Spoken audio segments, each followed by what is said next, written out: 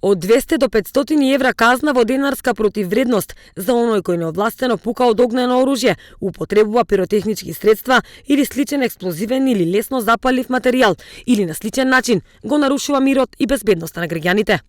Министерството за внатрешни работи соопшти дека и годинава спроведува превентивна кампања за употребата на петардите и другите пиротехнички средства пред и за време на новогодишните и божичните празници. Еве што велат струмичани.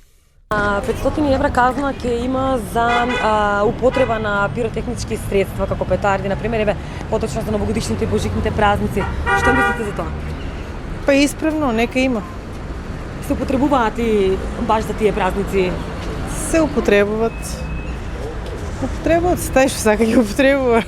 Не, јас мислам дека по моје не треба да се употребуваат, пошто и треба и дебели казни да се. Така има казни дека. Да, и треба да се такви, пошто нанесуваат многу големи, како да кажам, повреди до дали детски, дали било што да биде, важно не би требало да се употребуваат. И да не постојат фактички.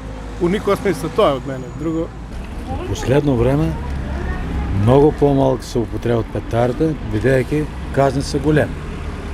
И затоа секој си води сметка за тоа.